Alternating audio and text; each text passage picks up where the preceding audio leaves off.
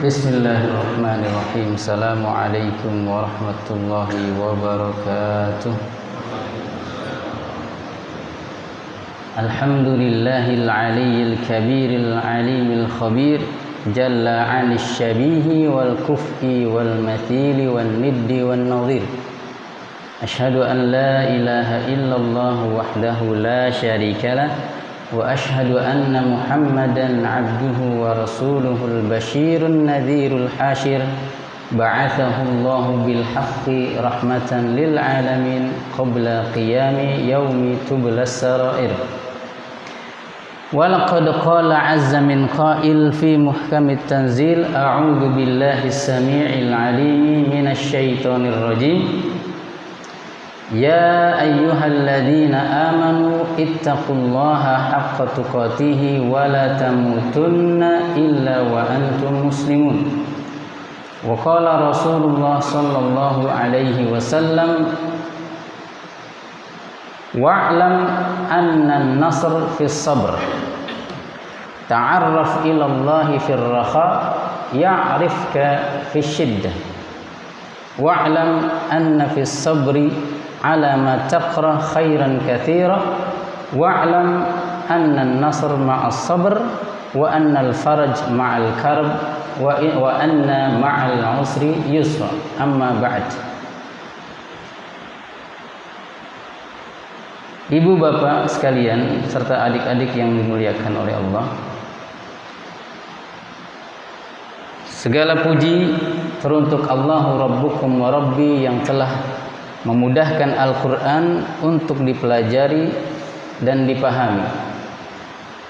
Diturunkannya Al-Quran melalui Ar-Ruhul Amin kepada sebaik-baik hamba sekaligus sebaik-baik nabi di atas permukaan bumi, untuk mengarahkan dan membimbing kita untuk tetap berada di jalan lurus, selamat hingga masuk surga yang tentunya dipenuhi dengan kenikmatan yang tak akan pernah berhenti. Oleh karenanya, salawat dan salam semoga terlimpah curahkan kehadirat baginda Nabi besar Muhammad sallallahu alaihi wasallam, seorang nabi yang telah menunda satu doa yang paling mustajab di dunia untuk dijadikannya sebagai syafaat di akhirat nanti sebagai ganti. Ibu bapak serta adik-adik sekalian yang dimuliakan oleh Allah, di kesempatan kali ini kita akan membahas sebuah tema yang berkaitan dengan ilmu tafsir. Saudaraku yang Allah muliakan, kita tahu bahwa sebagai seorang manusia, faktanya kita membutuhkan sebuah alasan untuk bisa jatuh cinta. Kebanyakannya berawal dari pandangan mata karena cantik parasnya, atau sebaliknya karena tampan wajahnya. Kemudian perasaan cinta itu kian hari makin tumbuh karena melihat begitu baik sifat sikap dalam kesehariannya. Nah, begitu juga dengan Al-Quran. Allah Subhanahu wa ta'ala sudah menyiapkan sebenarnya sebuah sebab dan alasan agar kita ini yang mengaku beriman tertarik untuk menyukai dan mencintai kalamnya. Nah, alasan tersebut adalah berupa ilmu-ilmu kunci bahasa. Meskipun sayangnya mayoritas masyarakat Islam, khususnya bangsa kita, nampaknya masih betah dengan status kurang literasinya, enggan, kata lain daripada malas, untuk mengambil sebab dan alasan agar kita jatuh cinta pada Al-Quran. Padahal kemukjizatan Al-Quran itu terletak pada bahasanya, pada seluk-beluk, gaya, pola, dan susunan kalimatnya, bahkan rangkaian kata per kata serta huruf per hurufnya. Kita tahu Quran itu diturunkan melalui malaikat Jibril diterima dengan indera pendengaran. Jadi Al-Quran itu mukjizatnya audio, bukan visual. Berbeda dengan mukjizat yang lainnya dari kalangan para nabi, yang kebanyakan visual. Peristiwa-peristiwa yang menakjubkan, yang besar, namun hanya terjadi sesekali. Dan sayangnya di zaman itu belum ada kamera, belum ada kartu memori. Nah, terbukti mukjizat Al-Quran lebih abadi hingga hari ini masih dapat kita jumpai. Karena dia diturunkan sekali lagi secara musyafahah, dari lisan ke pendengaran, dari generasi ke generasi. Nah, inilah yang seharusnya dikaji dan dipahami oleh orang yang mengaku beriman kepada Allah dan kepada kalamnya. Oleh karenanya itu juga di dalam Al-Quran diabadikan sebuah pengakuan dan sekaligus penyesalan orang-orang yang tidak beriman. Di dalam surat yang cukup familiar bagi kita semua, surat Al-Mulk ayat ke-10. Wa qalu law kunna nasma'u aw na'qilu ma kunna fi ashabis sa'id. Mereka berkata nanti di akhirat, sekiranya dulu kami mau mendengar. Jadi Al-Quran itu memang diturunkan kepada An-Nabi Al-Ummi melalui proses pendengaran. Sekiranya kami dulu mau mendengar dan berpikir mengenai kebenaran Al-Quran, tentu kami tidak akan berada di neraka sa'ir. Nah, mari sekarang kita suguhkan sebuah keunikan bahasa Al-Quran yang merupakan bagian daripada al-i'jaz Al-Qur'ani, kemukjizatan Al-Quran. Kata al-i'jaz dari bersumber atau berakar kata a'jaza yu'jizu, yang artinya membuat lemah orang lain untuk membuat semisalnya. Baru kita kenal dengan istilah mu'jizat, yang melemahkan orang lain. Itu arti mukjizat. Karena datangnya dari Allah. Sampai hari ini nggak ada itu tandingan Al-Quran. Bahkan kalau ada orang berupaya untuk merusak, merubah satu huruf saja, pasti ketahuan. Karena Allah yang berjanji, inna nahnu nazzalna dzikra wa inna lahu lahafidun. Kami yang menurunkan az-dzikra. Al-Quran nama lainnya adalah az-dzikra. Dan kami juga yang pasti menjaga. Lahafidun. Kata lahafidun diawali dengan lamut taukid, lam yang menunjukkan penegasan. Kamilah yang akan benar-benar menjaganya, ya melalui orang-orang Islam yang menghafalnya. Nah, baik, kita hadirkan satu contoh kemukjizatan bahasa Al-Quran, yaitu 2 ayat di dalam sebuah surat yang sekali lagi amat sangat familiar bagi antum, apalagi anak dan cucu-cucu kita. Alam nashrah laka sadrak. Wahai Muhammad, bukankah kami telah melapangkan dadamu dengan kami kenalkan engkau kepada Islam, bahkan kami pilih engkau untuk mendakwahkan al-Islam. Wa wada'na 'anka wizrak. Wa wada'na 'anka wizrak. Dan kami ambil, kami hilangkan, kami gugurkan wizraka. Wizrun artinya dzanbun. Dan kami hapuskan dosamu. Loh, berarti Nabi berdosa? Apakah Nabi juga terjadi pada mereka dosa? Iya. Sebagian para ulama berpendapat bahwa para nabi pun terjadi dari diri mereka dosa-dosa kecil, bukan dosa besar, yang disebut dengan as-saghair, jamak dari saghirah. Jadi sebagian besar ulama mengatakan atau berpendapat berdasarkan salah satunya ayat ini, bahwa para nabi pun memang diskenariokan oleh Allah berbuat kesalahan. Sebagai apa? Sebagai pelajaran. Kalau nabi nggak pernah berbuat kesalahan, tidak akan mustahil turun sebuah aturan dan hukuman sebagai sebuah pelajaran untuk umatnya.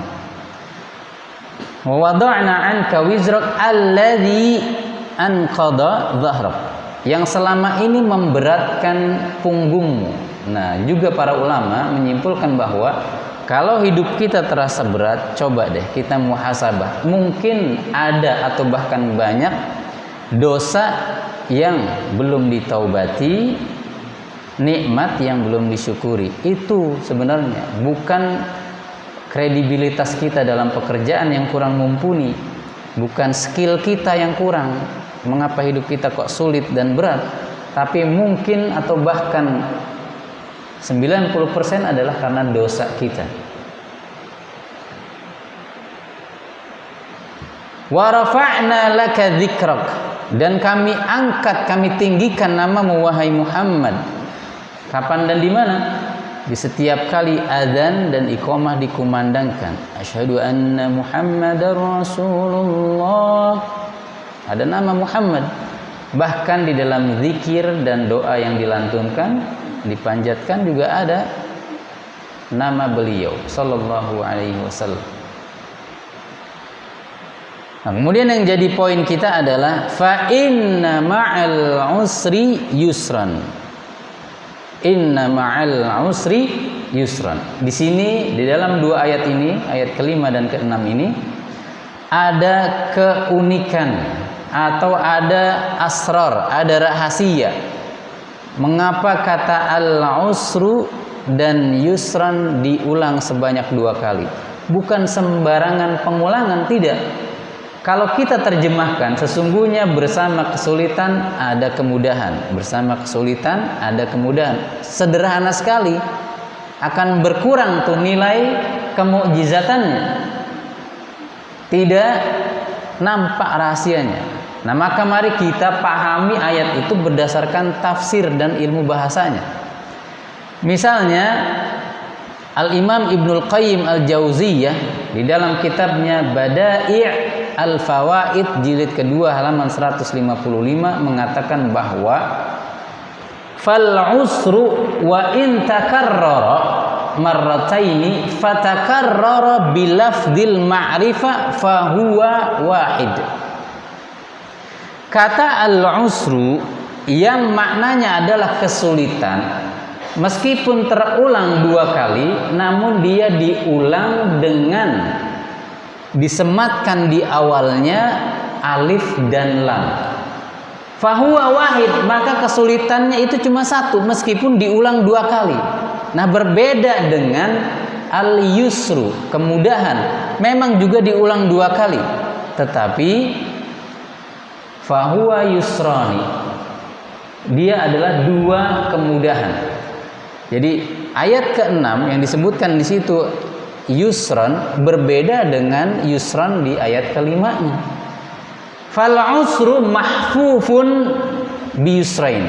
Kata kesulitan yang cuma satu itu dikepung, ya, dengan atau dikelilingi oleh dua kemudahan yang berbeda. Yusrun qablahu wa yusrun ba'dahu. Satu kemudahan sebelum terjadinya kesulitan dan satu kemudahan setelah kesulitan. Nah, apa kita lupa bahwa biasanya atau kebanyakan sebelum masalah itu datang, kesulitan itu menghampiri kita, sebelum musibah melanda, bahkan sebelum penyakit itu kita derita, kita kan masih sempat tuh tawa terbahak-bahak, bahkan ada yang masih enak tidur nyenyak, makan, minum, berpakaian, bahkan tinggal di tempat yang layak. Baru kemudian ada teguran dari Allah karena lupa mensyukuri. Nah, disinilah yang dimaksud oleh Al-Imam Ibnul Qayyim yusrun qablahu. Maka jangan terlalu fokus pada masalah yang ada, pada ujian yang datang. Jangan lupa bahwa sebelum itu terjadi ada banyak kemudahan, kenikmatan yang harusnya disyukuri. Nah, ini yang dimaksud inna ma'al usri yusran yang pertama. Adapun yusrun ba'dahu, tercatat sepanjang peradaban manusia ribuan tahun lamanya, tidak pernah ada yang namanya badai itu tidak pernah beranjak meninggalkan kita. Nggak ada, pasti beranjak meninggalkan kita, berlalu pasti badai itu. Nah, sekarang di Florida misalnya sedang terjadi turunnya tentara-tentara Allah. Dalam banyak dalil memang ar-rih atau ar-riyah atau al-awasif itu bagian dari tentara Allah. Badai di Florida yang disebut badai Milton pasti berlalu, meskipun itu bisa berupa hukuman, karena Amerika sampai detik ini pemerintahnya masih mengalokasikan dana-dana pajaknya untuk membantu Israel dalam segi militer dan lain sebagainya. Nah, ini hukuman dari Allah dengan diturunkannya pasukan yang kelihatannya ringan, bahkan kadang membuat orang keenakan terlelap dalam tidurnya, yaitu angin. Tapi kalau sudah besar seperti air akan sangat berbahaya. Nah, pasti berlalu juga. Nah, inilah yang disebut yusran ba'dahu, kesulitan, kemudahan sesudahnya. Nah, inilah yang harus selalu kita ingat. Dan kalau begini cara memahami ayat, maka ayat ini tidak lagi terlihat begitu sederhana bagi kita. Akan menambah nilai keagungan dan kesakralan Al-Quran. Jadi kalau kita terjemahkan hanya sekedar atau kita memahaminya berdasarkan atau bermodalkan terjemahan saja, sesungguhnya bersama kesulitan ada kemudahan, akan terlalu simpel Al-Quran. Makanya pernah ada fatwa Al-Quran itu nggak boleh diterjemahkan karena akan mengurangi nilai kemukjizatannya. Lalu bagaimana? Ya kitanya yang belajar bahasa Arab. Nah, alhamdulillah kami di pesantren 6 tahun, di Lipia 7 tahun. Meskipun ada juga yang di Lipia 4 tahun. Bukan karena tidak naik kelas ya, bukan. Karena memang di Lipia itu ada jenjang. Di zaman kami itu harus i'dad dulu, harus takmili dulu. I'dad 2 tahun, takmili 1 tahun, syariahnya 4 tahun. Jadi 7 tahun Pak, kayak dokter kita. Setelah saya lulus, ternyata ada kebijakan baru, bisa langsung ke syariah 4 tahun. Tetapi meskipun lebih lama, ada kelebihan bagi kami, yaitu apa? Kami lebih lama mendalami mendengar bahasa Arabnya, jadi lebih matang. Yang di Lipianya 7 tahun. Nah, kalimat yang kita kutip di selebaran yang kita share di grup WA mungkin ya, ada lan yagliba yusrun usrain. Usrun yusrain.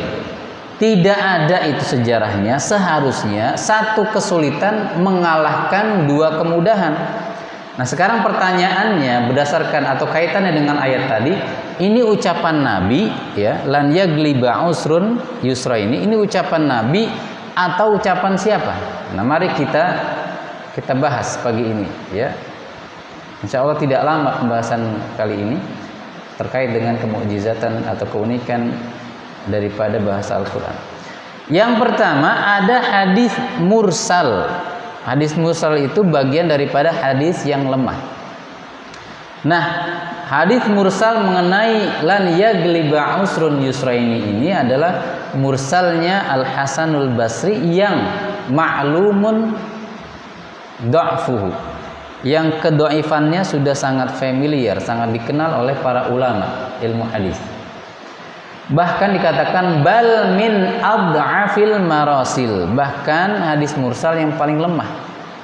Sebagaimana diantaranya dikatakan oleh Syekh Al-Albani dhaif riwayat berikut ini. Tercantum di dalam Mustadraknya Al-Imam Al-Hakim jilid kedua halaman 528 dari Ishaq ibn Ibrahim As-Sun'ani, dari Abdul Razak, dari Ma'mar, dari Ayyub, dari Al-Hasanul Basri mengenai firman Allah dalam surat Asy-Syarh atau Al-Insyirah, inna ma'al usri yusran, qala kharajan nabiyyu yauman masruran farihan. Bahwasanya Nabi satu hari keluar dari rumahnya menemui kami dalam kondisi sangat bergembira, senang. Wa huwa yadhaku wa huwa yaqul lan yagliba usrun yusraini. Bahkan Nabi tertawa lalu berkata, tidak akan satu kesulitan itu mengalahkan 2 kemudahan. Ini juga tercantum di dalam tafsirnya Al-Imam At-Tabari jilid ke-30 halaman 151 dengan derajat yang sama, yaitu mursal.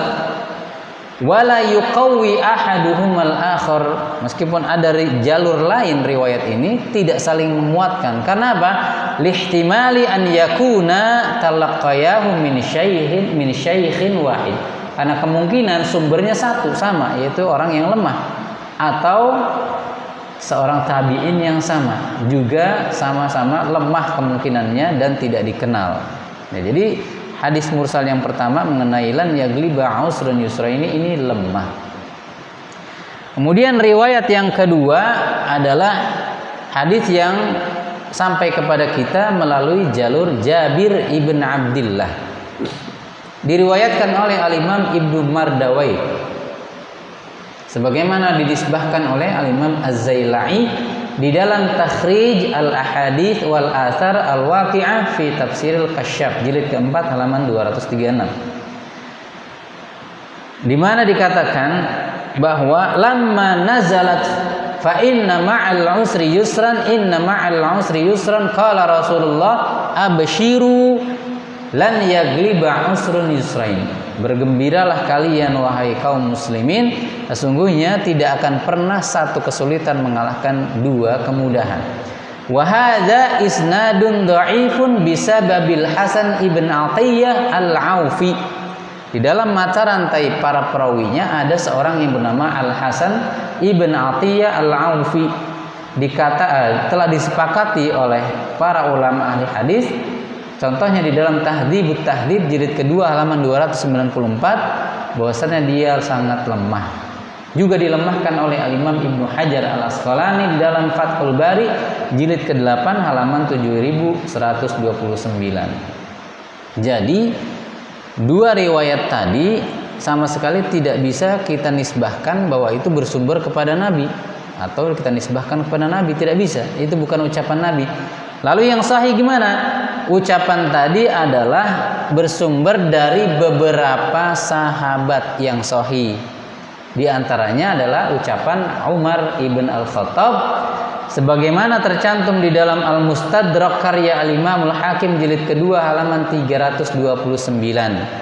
Dengan sanad yang sahih, Al-Imam Al-Hakim mengatakan sahihun ala syarti muslimin. Hadis ini sahih berdasarkan kriteria dan syarat kesahihan Imam Muslim. Wa wafaqahu Adz-Dzahabi, dan disepakati kesahihannya oleh Al-Imam Adz-Dzahabi di dalam At-Talkhis Al-Habir dari Umar ibn Al-Khattab annahu balaghahu anna Abu Ubaidah husira bisyam wa qad ta'allaba alaihi al-qaum fakataba ilaihi Umar.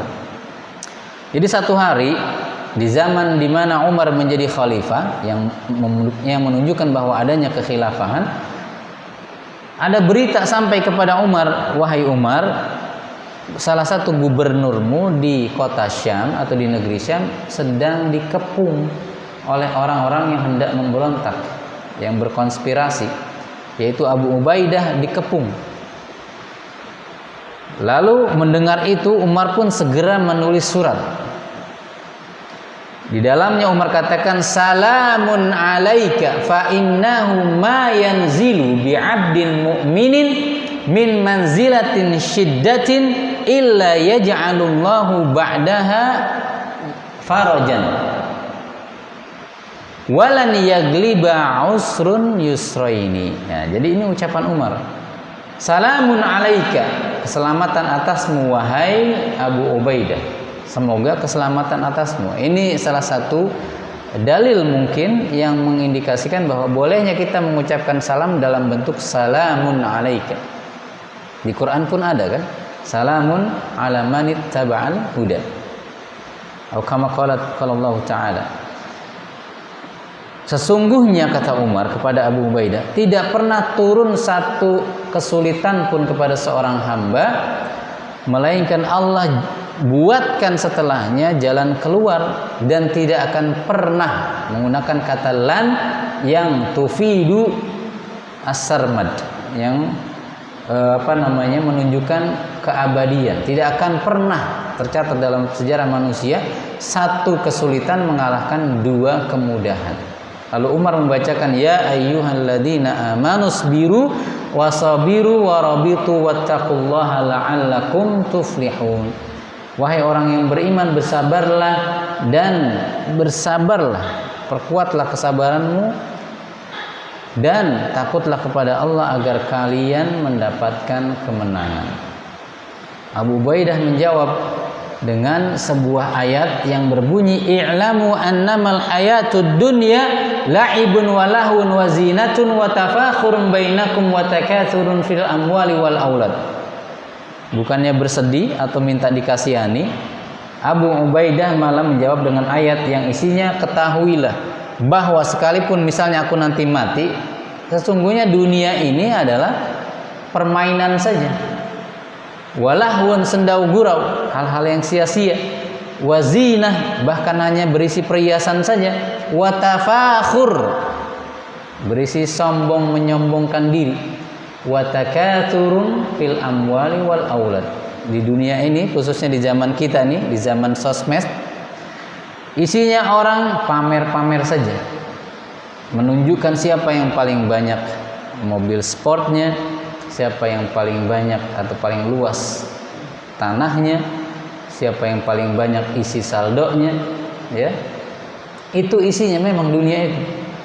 Sampai kemudian surat Abu Ubaidah ini dibawa oleh Umar ke atas mimbar, lalu beliau memberikan motivasi kepada kaum muslimin. Ya ahlal Madinah innama ya'ridu bikum Abu Ubaidah an irghabu fil jihad. Wahai penduduk Madinah, sesungguhnya Abu Ubaidah menawarkan untuk kalian untuk berangkat jihad membela seorang pemimpin yang sedang didolimi oleh sebagian kelompok yang ingin melakukan pemberontakan. Nah, jadi intinya saudaraku sekalian, lan yagliba usrun yusraini ini bukan ucapan Rasulullah sallallahu alaihi wasallam, melainkan ucapan Umar ibnul Khattab kepada Abu Ubaidah yang sedang dilanda kesulitan bahkan ujian, ya. Baik, terakhir kita kutip ucapan Al-Hafidz Ibnu Rajab Al-Hanbali di dalam kitabnya atau di Min Lataif Asraril Iqtiranil Faraj bil Karb. Di antara rahasia kenapa selama ini banyak di Al-Quran disebutkan berdampingannya kesulitan dengan kemudahan, yusrun dengan usr. Annal karba idza ishtadda wa 'azuma wa tanaha wa hasala lil 'abdil ya'su min kashfihi min jihatil makhluqin wa ta'allaqa qalbuhu billahi wahdahu wa hadha huwa haqiqatu tawakkuli 'ala Allah wa huwa min a'dhamil asbabil lati tutlabu biha al hawaij fa innallaha yakfi man tawakkala 'alaihi kama qala wa man yatawakkal 'ala Allah fa huwa hasbuh. Bahwasannya kesulitan, penderitaan, bahkan kedoliman kalau terasa makin berat dan semakin besar sehingga menyebabkan seseorang kadang putus asa karena belum juga tersingkap, belum juga tersingkirkan, maka ada hikmah di balik itu semua, yaitu apa? Semakin hendaknya melekat bergantung hati kita kepada Allah, dan itulah puncak daripada ketawakalan kita kepada Allah. Memang jadi harus ada ujian dulu, sebagaimana telur tidak bisa kita nikmati sebelum dipecahkan. Jadi harus ada proses dulu yang mungkin menyakitkan bagi telur itu kalau telur itu bisa merasakan, begitu ya. Dan inilah termasuk faktor terbesar daripada terpenuhinya kebutuhan seorang hamba. Tidak mesti harta benda, ketenangan itu juga bisa tumbuh dari hasil ketawakalan kita setelah adanya kesulitan. Jami'ul Ulum wal Hikam halaman 197. Baik Bapak Ibu sekalian yang Allah muliakan, demikian kita sudah paparkan sebuah atau sirrun min asraril Quran, satu rahasia daripada keunikan daripada kemukjizatan Al-Quran. Semoga setelah ini minimal menambah semangat kita untuk membaca Al-Quran. Syukur-syukur bisa mengkaji, ikut kajian tafsir-tafsir Al-Quran sehingga maknanya tidak sempit, sehingga apa, muncul kecintaan kita untuk membaca, memahami dan mentadabburi Al-Quran. Baik, mungkin kalau ada pertanyaan atau bahkan saran dan kritik kami persilahkan.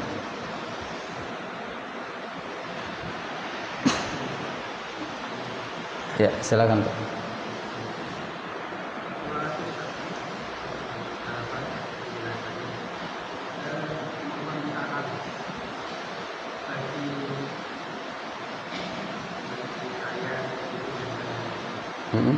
yang perangkat ilmu Qur'annya sangat kacau, bahkan tidak punya dia. Kemudian bagaimana baca Qur'annya itu agar kemudian menikmatinya. Baik, sudah? Baik. Bagaimana caranya kita yang mungkin kurang atau tidak memiliki ilmu-ilmu dasar, ilmu-ilmu kunci yang berkaitan dengan kemukjizatan Al-Quran, misalnya dari sisi bahasanya, tata bahasanya, bagaimana caranya supaya tetap bisa menikmati keindahan dan mengetahui rahasia-rahasia di balik setiap kata, bahkan setiap hurufnya? Ya dengan mengkaji, mendengarkan kajian. Alhamdulillah sekarang ini bahkan para asatidz kita banyak yang sudah dengan mudah kita akses live-nya. Di situ ada kajian tafsir, ya, ada kajian fikih. Bukankah fikih juga bagian daripada memahami Al-Quran, ya kan? Misalkan kajian tentang sholat. Kenapa sholat itu disebut secara bahasa itu juga berarti adalah ad-du'a? Itu kan maknanya. Berarti karena kita selama ini dalam sholat kurang khusyuk karena kita tidak tahu makna daripada sholat itu sendiri. Sholat itu berdoa, yang namanya berdoa meminta sesuatu. Fikihnya seperti itu, harusnya namanya minta sesuatu kepada yang maha agung. Ya kita dengan merendahkan suara, bahkan merendahkan diri, sehingga lebih khusyuk. Nah, jadi saran kita adalah kalau ingin juga bisa menikmati keindahan atau bahkan kemukjizatan bahasa Al-Quran, ya satu-satunya jalan bagi kita yang tidak memiliki bekal ilmu-ilmu kunci adalah dengan ikut kajian, baik yang offline maupun yang online. Begitu Pak ya. Ada lagi? Ya silakan Pak.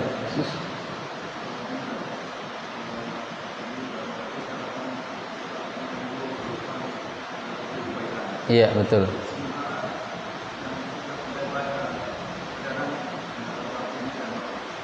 Yang tidak baca gimana?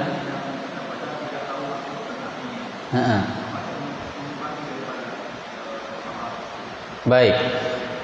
Orang yang rajin dan gemar baca Quran, apakah berkurang nilai pahalanya karena dia tidak paham arti daripada yang dia baca? Tidak. Inilah kemurahan yang Allah berikan, karunia yang Allah suguhkan untuk kita. Meskipun kita nggak paham, lihat lafadz hadisnya. Likulli harfin, di setiap satu huruf itu ada berapa 10 kebaikan. Nabi tidak sebutkan di situ bagi yang paham artinya, nggak ada lafadznya. Jadi tidak ada syarat yang dapat 10 kebaikan dari setiap satu huruf itu harus paham Al-Quran, pandai nahwu shorof, bahkan dia paham balaghah, al-ma'ani dan al-badi'. Tidak ada.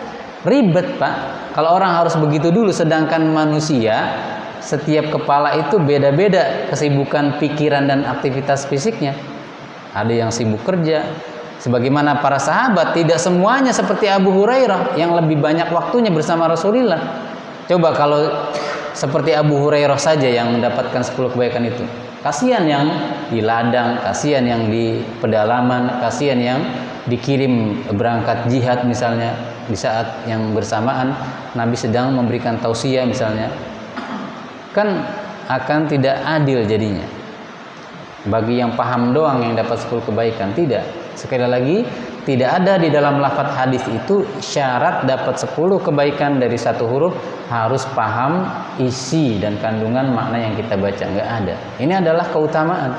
Tetapi akan lebih afdol tentunya bagi yang paham, dan tentu kualitas pahalanya berbeda. Cuman kan tidak disebutkan berapanya, sebesar apanya perbedaan itu. Tapi akan lebih adil kalau yang lebih memahami maknanya juga akan lebih besar pahalanya kan. Masa orang yang kerjanya lebih keras sama dengan yang biasa saja, kan tidak adil. Begitu. Ada lagi? Silakan ibu-ibu mungkin. Iya Pak, silakan. Waalaikumsalam warahmatullahi wabarakatuh.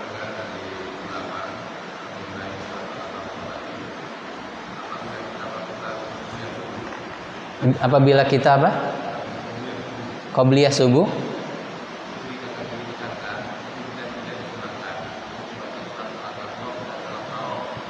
Membaca surat Al-Baqarah, Alam Nasrah, dan Alam Tara, Al-Fil ya.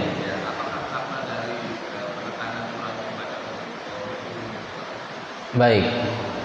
Secara pribadi saya belum pernah mendengar dalil tersebut yang Bapak ungkapkan bahwa bila melakukan qobliyah subuh yang ditekankan adalah surat Asy-Syarh atau Al-Insyirah. Saya belum pernah mendengar. Barangkali saya perlu murojaah nanti ya. Saya belum pernah mendengar bahwa untuk sholat qobliyah subuh atau yang disebut dengan sunnatul fajr dianjurkan membaca surat Asy-Syarh dan juga Al-Fil. Saya belum pernah mendengar sehingga saya belum bisa memberikan jawaban atas itu. Baik, silakan. Ada lagi? Ibu-ibu? Ada ibu-ibu? Ya. Mohon penjelasannya tentang apakah benar bahwa Quran yang sedemikian banyak itu ada ayat-ayat atau surat-surat yang memang memiliki keutamaan. Penjelasannya mohon. Coba diulang Pak, maaf karena kurang. Quran yang sedemikian banyak ayat-ayat atau surat.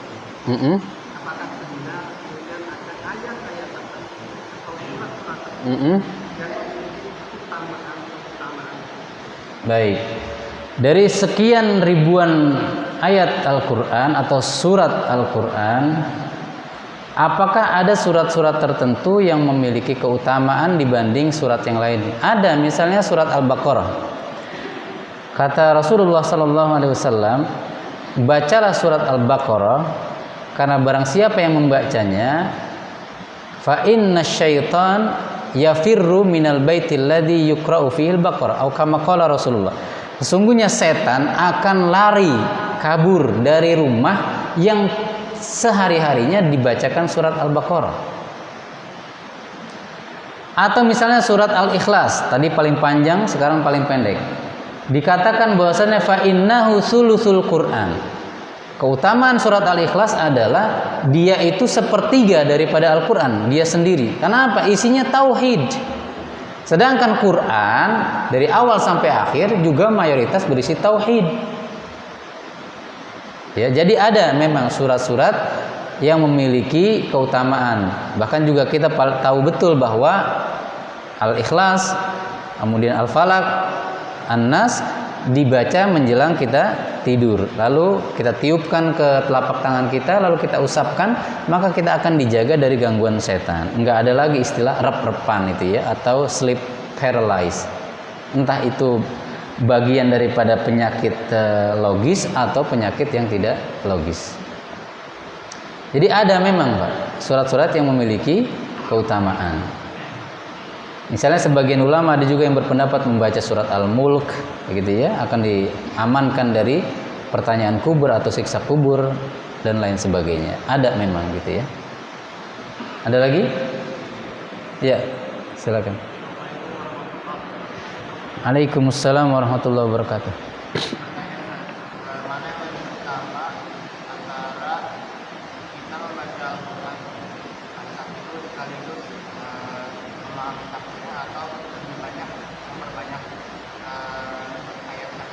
Baik, lebih utama yang mana? Sedikit membaca Al-Quran tapi paham isinya, paham tafsirnya, atau banyak jumlahnya? Kalau kita bicara membaca, maka anjuran di dalam dalil-dalil yang ada adalah memperbanyak jumlahnya. Karena apa? Ini terkait dengan jumlah hurufnya. Satu hurufnya kan 10 kebaikan. Kalaupun bisa kita mampu sambil memperbanyak kuantitasnya, tapi juga diiringi dengan kualitas pemahamannya, tentu lebih utama lagi. Sama dengan jawaban dari pertanyaan tadi, yang lebih memahami tentu akan lebih lagi pahalanya. Jadi kalau ditanya secara dalil atau dohirnya dalil, ya arahnya kepada jumlah kuantitas. Tetapi tidak menutup kemungkinan yang lebih paham tafsirnya juga akan menjadi lebih berkualitas, lebih baik lebih afdol ketimbang yang banyak doang tapi nggak paham begitu. Wallahu a'lam. Ada lagi? Iya. Silakan, Pak. Kalau itu bisa nggak dipahami dari sisi kuantitas itu? Heeh. Sebenarnya satu surat, tapi diulang-ulang. Sehingga seakan-akan jadi beberapa surat. Iya. Bagaimana kalau kuantitasnya itu berupa pengulangan? Apakah juga dinilai afdol atau minimal dihitung sebagai yang berpahala? Sama saja, Pak. Karena tadi memang dalilnya hanya bersifat umum saja. Iqra'ul Qur'an fa innahu ya'ti yaumal qiyamah syafi'an li ashabihi misalnya. Bacalah Al-Qur'an karena dia akan datang nanti di padang mahsyar memberikan syafaat bagi yang suka membacanya. Tidak disebutkan apakah bacanya mengulang atau dari awal sampai akhir, tidak. Tidak ada rincian tertentu. Kalau tidak ada rincian, maka diloskan saja begitu. Pokoknya semuanya boleh kemungkinan, entah dari awal sampai akhir yang jumlahnya banyak atau satu surat diulang-ulang, sama saja. Yang penting banyak membaca, kan intinya itu. Ya, jadi tidak ada batasan apakah banyaknya itu dari awal sampai akhir atau satu surat diulang-ulang. Wallahu a'lam bishawab. Syukur-syukur seperti para imam 30 juz diulang-ulang. Cuman kan rasanya ya kebanyakan kita mah berat ya. Ya sesuai kemampuan kita lah. Fattaqullaha mastata'tum. Ada lagi? Ya, silakan.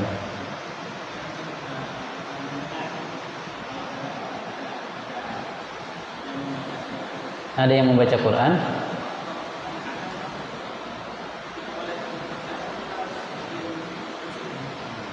Kalau ada orang membaca Al-Quran, bolehkah kita ngobrol gitu misalnya? Atau beraktivitas? Baik, ini juga yang sering diajukan pertanyaan ini. Di masjid mau Jumatan biasanya disetelin surat Quran gitu ya di speaker. Lalu ada orang yang sedang beraktivitas, yang sedang masih cari orderan, para ojol kita nih. Ada yang masih beresin warungnya baru mau tutup. Apakah harus diam duduk mendengarkan, tidak boleh beraktivitas? Nah, jadi yang pertama kita bahas dulu nyetel Qur'annya nih.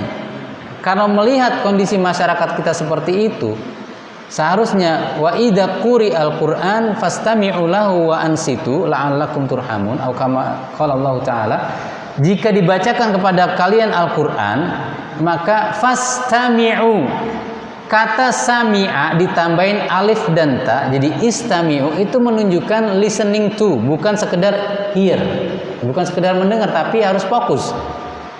Jadi tidak ada aktivitas, sebenarnya begitu perintahnya. Wa ansitu ditambah lagi dengan diamlah. Ini Allah yang bilang. Jadi kita nggak boleh aktivitas sebenarnya. Nah, makanya yang nyetel murotal di masjid seharusnya memikirkan ini. Berhubung masyarakat kita ini banyak yang belum paham akan hal dan perintah ini, ya sebaiknya jangan disetel keras-keras. Kenapa?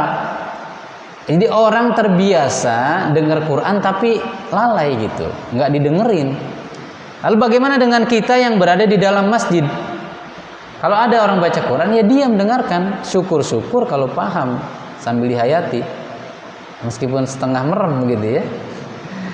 Jadi sebenarnya istami'u atau istima' dan insat, dengarkan fokus dan diam. Harusnya begitu. Lalu bagaimana kalau kita melanggar? Ya kalau ada kebutuhan ya tidak masalah. Toh ini bukan ranah dalam sholat. Beda lagi kalau dalam sholat, akan menjadi lebih ditekankan untuk dengar dan diam. Karena memang ayat itu sebagian ahli tafsir menjelaskan bahwa turun ayat itu mengenai hukum sholat. Jadi pernah ada kasusnya Nabi sedang membaca ayat-ayat setelah Al-Fatihah, ada yang ngobrol. Di zaman itu masih ada orang ngobrol di dalam sholat, karena baru pertama kali mungkin sholat diladakan. Lalu turunlah sabda Nabi, innama hadhis shalah la yasluhu fiha syai'un min kalamin nas. Atau kama qala Nabi, sesungguhnya salat ini tidak boleh di dalamnya ada satu huruf pun ucapan manusia. Misalnya aduh, nggak boleh, batal salat. Karena aduh itu sebuah kata yang dapat dipahami. Artinya apa? Aduh, saya sakit kan? Nggak boleh. Atau lagi salat kakinya diinjak mungkin. Ya nggak boleh, karena itu ungkapan yang dapat dipahami sebagai ucapan manusia. Nggak boleh dalam salat ada ucapan manusia selain doa. Begitu ya. Jadi intinya Pak, kalau ada Al-Quran dibacakan, bagi yang bisa semaksimal mungkin diam dan dengarkan. Dan saran lagi sekali lagi, hendaknya kalau kira-kira murotal yang kita setel nggak didengerin, ya janganlah. Akhirnya orang terbiasa disetel tapi nggak didengerin, kan nggak ada faedahnya. Mubadir, begitu. Ada lagi? Maaf sebentar, ibu-ibu nih dari tadi belum. Ya silakan Bu. Tapi nggak kedengeran ini gimana nih? Yang dekat aja soalnya kalah sama kipas nih. Sebentar Bu ya. Biar kedengeran, biar saya tidak salah menjawab.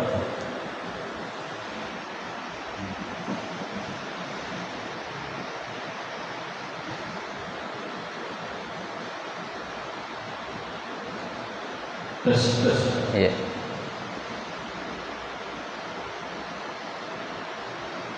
Assalamualaikum warahmatullahi wabarakatuh. Waalaikumsalam warahmatullahi wabarakatuh. Jika seseorang masih Indonesia, tapi dia masih gemar untuk baca Al-Quran, apakah itu akan memberikan syafaat nanti di Allah?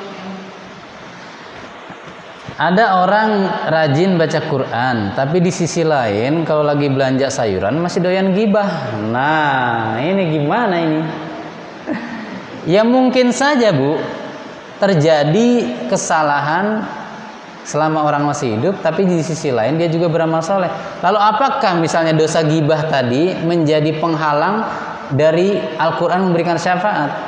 Kalau secara zahir dalilnya sepertinya tidak. Yang jelas dari gibah itu tetap ada hukumannya saja gitu.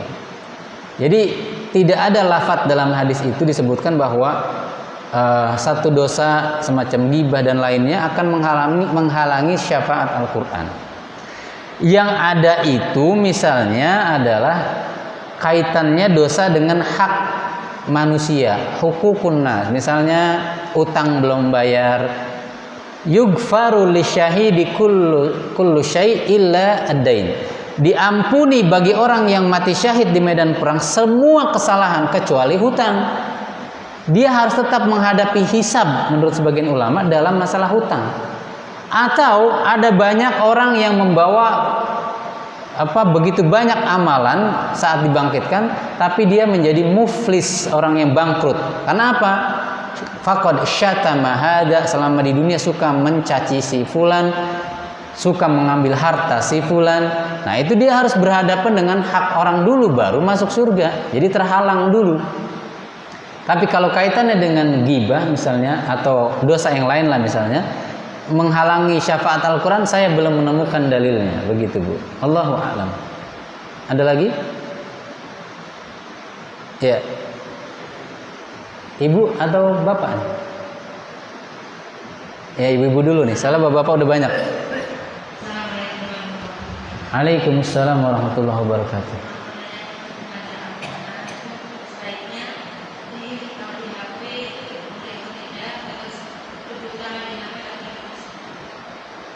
Maaf Bu, gimana? Baca Quran di HP. Terus yang kedua?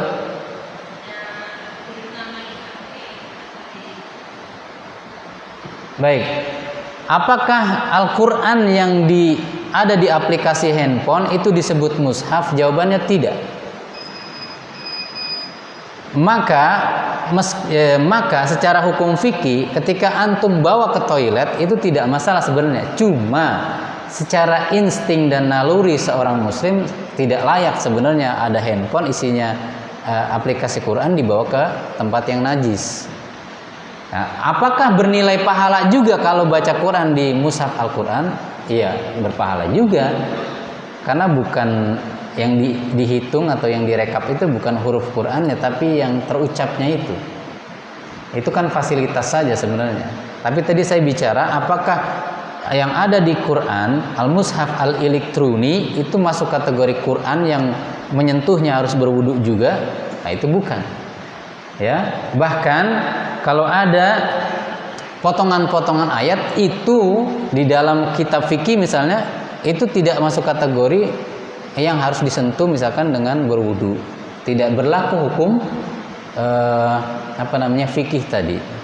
Jadi yang disebut mushaf itu yang kita cetak itu. Begitu Pak, Bu ya. Baik, silakan.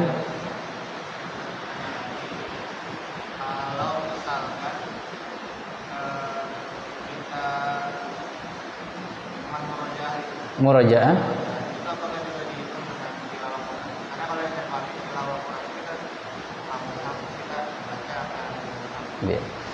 Membaca Al-Quran dari hafalan kita itu disebut al-qiraah an dahril ghaib. Membaca dari hafalan itu juga terhitung sebagai membaca. Karena tadi saya katakan ma yalfidhu min qaulin illa ladaihi raqibun atid. Tidak ada satu lafaz pun yang terucap melainkan dicatat. Berarti kan termasuk umum baca Quran juga. Karena kalimatnya membaca, baik melihat maupun mengingat. Maka yang murojaah lebih-lebih juga. Kenapa? Dia ada nilai tambahannya, menjaga Al-Quran. Masa orang yang baca biasa dari mushaf dengan yang membaca lewat hafalan dalam rangka menjaga Quran tidak berpahala, kan rasanya juga nggak adil. Allahu a'lam. Ada lagi? Ya.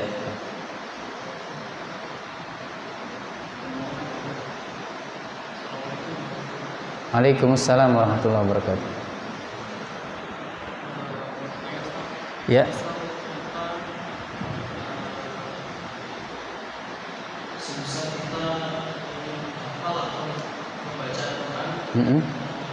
kondisi kita atau terlentang atau tidur itu bagaimana? Iya. Membaca Al-Quran boleh nggak sambil tiduran, telentang, tengkurap? Jadi membaca Al-Quran itu ada adabnya. Satu, menurut mayoritas ulama sudah dalam keadaan suci ya, berdasarkan la yamassuhu ilal mutahharun. Meskipun saya secara pribadi lebih cenderung pendapat yang mengatakan yang tidak disentuh secara atau oleh orang atau makhluk yang suci itu yang di Lauhul Mahfuz. Tapi mayoritas ulama mengatakan Quran itu harus adabnya satu dalam keadaan suci. Dua, kalau bisa menghadap kiblat. Nah, kalau tiduran kan juga ada kemungkinan aurat kita tersingkap, tidak menghadap kiblat. Jadi kurang saja adabnya. Boleh sih sah-sah saja. Pahalanya bisa jadi dapat. Tapi kan adabnya yang kurang gitu. Masa di dalam ayat itu sedang membahas tauhid, hal-hal yang sungguh-sungguh, kita kok malah rebahan, loh kayaknya nggak etis gitu. Kayak kita sedangkan di Quran juga ada doa tuh. Kita baca doa tapi sambil celentang tengkurap itu kan nggak etis. Kayak kita minta jajan sama orang tua kita sambil selonjoran sambil celentang kan kagak etis. Adab saja. Tapi kalau dibicarakan atau dibahas masalah sah tidak sahnya, sah saja. Begitu. Ada lagi? Iya. Sudah? Sudah ada 2 jempol. Baik, kita tutup dengan kafaratul majlis. Subhanakallahumma wa bihamdika asyhadu an la ilaha illa anta astaghfiruka wa atubu ilaik. Assalamualaikum warahmatullahi wabarakatuh.